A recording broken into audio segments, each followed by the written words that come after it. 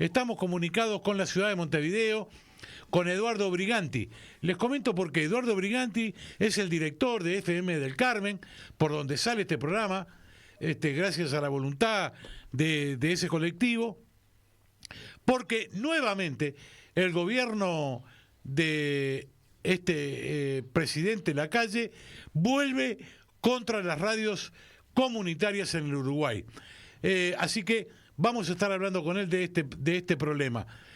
Muy buenas noches, Eduardo. La profesora Valdés, la licenciada Rapo y quien te habla te saludan. Muchas gracias por el contacto. Bueno, buenas noches a todos ustedes. Gracias por la comunicación. El abrazo fraterno siempre con los hermanos argentinos, que tenemos la dicha de poder estar continuamente en contacto a través de algún que otro medio. Y en cuanto a esta temática que hoy nos convoca, que es una temática que nos afecta enormemente, que es un largo anhelo de los que representan a este gobierno, ya amenazaban antes de ser gobierno y en cuanto asumieron, cumplieron con su cometido, con su palabra de ponernos en dificultad, y bueno, y ahí en eso estamos. En estas pocas estamos en la lucha tratando de que no nos afecte tanto el temporal.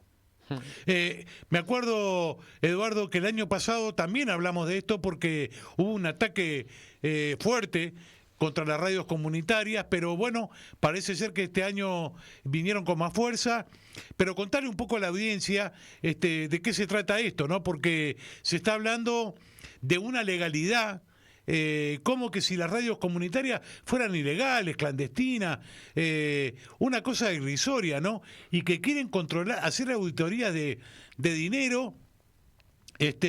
Si compran un paquete de galletitas, si le pagan el bondi a alguno de los compañeros o compañeras que trabajan en la radio, la verdad parece un disparate por donde se lo mire esto, ¿no?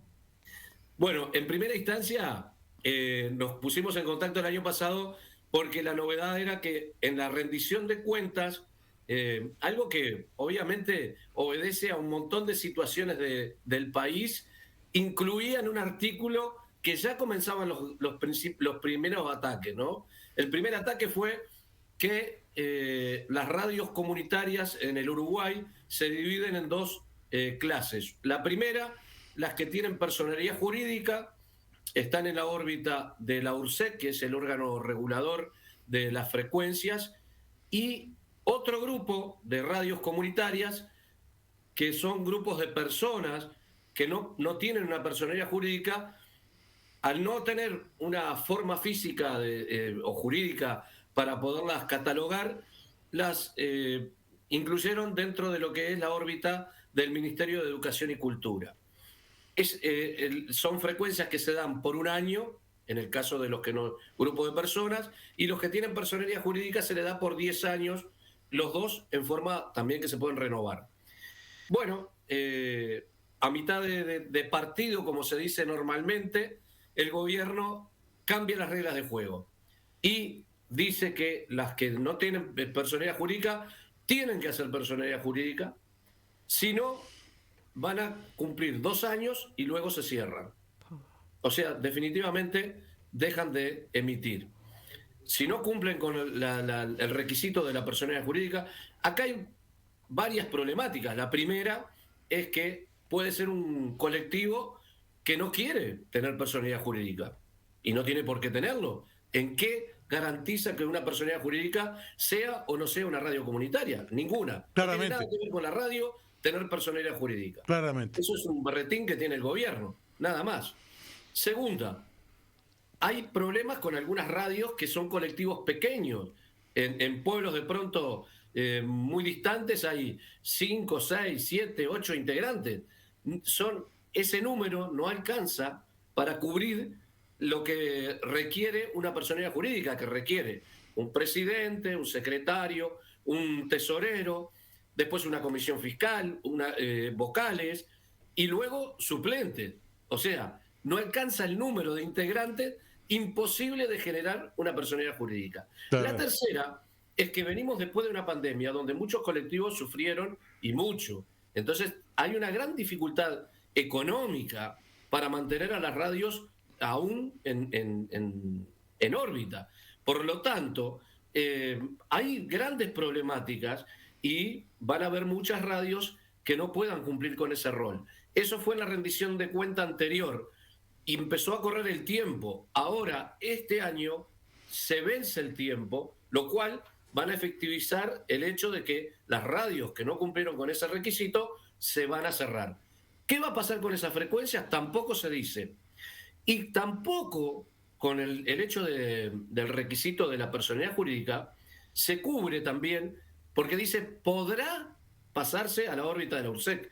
No dice se va a pasar a la órbita de la URSEC, lo cual no garantiza tampoco que aun sacando la personalidad jurídica nos dieran el permiso por 10 años. O sea, estamos en una problemática. Pero ahora a esta rendición de cuenta, esta gente maravillosa y muy culta y muy preparada, le agregó otro artículo, una declaración jurada, donde vamos a tener que declarar puntualmente cuál es el dinero que entra en cada una de las radios comunitarias. Y se van a sorprender, te diré, porque si intentan hacer eso, se van a sorprender, porque el 90 y tanto % de radios comunitarias es muy difícil que se mantengan, digamos, con lo que reciben. Muchas veces se vierte dinero de lo personal, hay donativos de muchos lugares para que puedan cumplir, pero estamos hablando de dineros irrisorios. Sí, sí, Cuando sí, claro. de pronto los medios hegemónicos tienen un ingreso de dinero, incluso de fondos públicos, porque ellos reciben publicidad pública y nosotros no, y no justifican absolutamente nada. O sea, es una cosa muy rara, pero bueno, esas son las reglas de juego y es lo que estamos en este momento enfrentando las radios comunitarias. Esperemos que este temporal que se viene acá en Uruguay nos deje fuerzas como para poder, digamos, mantener el movimiento de radios comunitarias, que es bastante difícil. Sí. Parece bastante catastrófico el panorama y sobre todo en pueblos pequeños una radio es indudablemente un punto de cultura fundamental y de esta manera lo que están haciendo es es característica de este gobierno que no le importe nada a la cultura y este tipo de cosas, pero lo que están haciendo está muy bien, seguramente desde el gobierno del Frente Amplio o probablemente antes también, están muy bien colocadas las radios comunitarias dentro del Ministerio de Cultura. Pero por esa misma definición es contracultural el hecho de que ahora le exijan todo esto y muchas localidades pequeñas van a tener ese problema. Va a haber una disminución de posibilidades de acceso a la cultura de la gente muy considerables. Sí, sí, sí. Y déjame sumar algo más. En cuanto a la composición de las radios comunitarias, toda esta disposición nos pone en una situación bastante complicada, porque el Ministerio de Educación y Cultura no quiere hacerse cargo. Ya nos habían pasado a la órbita del SODRE, que son las radios y televisión estatales, que tampoco pudieron cubrir no pudieron promover el movimiento comunitario. Y volvió de vuelta a la órbita del MEC, y ahora este intento de sacarnos de la órbita del MEC es un poco cumplir con algunas cuestiones que ya venían ellos manejando previo a la campaña, donde decían que iban a controlar las radios comunitarias porque hay una denuncia por parte de las radios hegemónicas, Andebu, Rami, Rami es lo que asocia a todas las radios del interior, Andebu es quien nuclea a todas las radios del Uruguay, además de los canales de televisión, y ellos tienen una gran preocupación porque nos atribuyen que los problemas de los medios hegemónicos son a consecuencia de las radios comunitarias. Es muy loco esto, ¿no? Sí. Claro, porque te adelantaste. Una radio que tiene de pronto 30 vatios, es como decirle, no sé, bueno, en términos de dinero, nosotros tenemos 30 pesos, ¿no? Y una radio hegemónica puede tener entre 8 y 10 mil pesos de potencia, ¿no? Yo no quiero complicar un poco a la audiencia y decirle, imagínense que los kilovatios son plata, ¿no? Es pesos. Bueno, nosotros tenemos 30 pesos, eso lo entiende fácilmente cualquier persona, en el ejemplo, ¿no? Que son 30 vatios, y bueno, y ellos tienen 8.000. Claro. Imagínate la magnitud. Sí. Claro, Ellos llegan a distintas partes del país, nosotros podemos llegar a una comunidad, a una zona, quizás varios barrios, pero no mucho más. Y la preocupación de ellos es porque nosotros, no sé de qué manera, pero bueno, en la cabeza de ellos entra de que nosotros le hacemos competencia. claro, justamente te adelantaste a la pregunta que yo te iba a hacer. ¿Cuál era el papel de los medios hegemónicos en esto, no? Porque evidentemente no es una cosa de porfiado. Acá hay una política determinada contra los medios comunitarios, porque los únicos utilizados para poder hablar son ellos. Eso está claro, ¿no?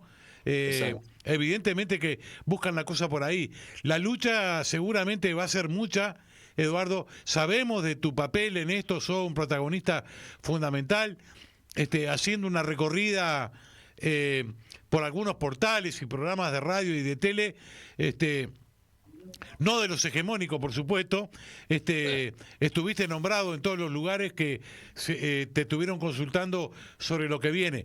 Están los micrófonos abiertos de Radio Con Aguante para lo que necesites, toda nuestra solidaridad con ustedes. Y seguramente, mira, hoy lo dijimos nosotros en el editorial, ¿no? Justamente hablamos del tema de la comunicación. Parece que como que nos hubiéramos puesto de acuerdo. Hay un tema con la comunicación que no se quiere abordar, ni de propio ni de extraño, ¿eh? Ojo que para nosotros también va esto, porque me parece que esto lo podíamos haber regulado de otra manera. Me parece que ya le teníamos que haber dado una solución realmente importante. Sí, nosotros venimos en una lucha, aparte de desigual, nosotros a través de la red de radios comunitarias del Uruguay, en la cual tengo la virtud, y no sé, me designaron vocero de la red, y hemos estado trabajando en distintas órbitas. A nivel de parlamentario, hemos estado hablando con legisladores, y ya desde hace mucho tiempo. Incluso uno entra en Google y pone Red de Radios Comunitarias del Uruguay y aparecen incluso algunas tenidas que tuvimos con las comisiones en el Parlamento. Allí figura la Red de Radios Comunitarias del año 2012.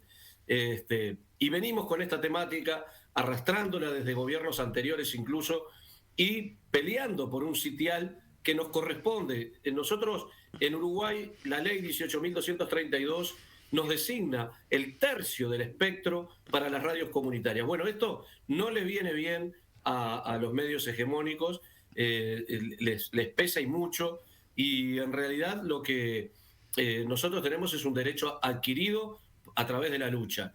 Y bueno, intentan de esta manera diezmar el movimiento comunitario, y estamos junto a otras instituciones que también apoyan la movida de lo comunitario. Estamos también junto a Marc, sentados en la Chasca, que es la comisión honoraria asesora del Poder Ejecutivo, y a donde está también ANDEU, RAMI, Ministerio de Educación y Cultura, Ministerio de Industria y Energía, todas las instituciones involucradas en lo que es la comunicación. Realmente estamos sentados allí en la discusión, y a veces con esos leones al lado es una discusión media desigual, pero nosotros nos hemos hecho escuchar, por suerte, y algunos portales y algunos medios nos han tomado la palabra, y por suerte esto está llegando a la gente, que es lo fundamental, que la gente conozca la realidad desde primera mano, no lo que le cuentan a veces para la tribuna algunas personas que están dentro de lo que es el gobierno y que siempre cambian el discurso y nos intentan decir que hay radios que no cumplen con los requisitos, que somos más comerciales que comunitarios. Todas esas cosas que son todas mentiras, que no son verdad, o son verdades a medias a veces, que intentan confundir a la gente y la gente realmente no escucha la verdadera versión. Acá, en este momento, estamos hablando de lo que sucede y es la realidad. Y bueno, le estamos dando por lo menos insumo a la gente para que piense y pueda decidir. Exactamente. Eduardo, te agradecemos mucho por el contacto. Te vuelvo a repetir, el colectivo de este programa, de A Voz Patria y el de la radio, está abierto para lo que necesites. Te mandamos un abrazo enorme.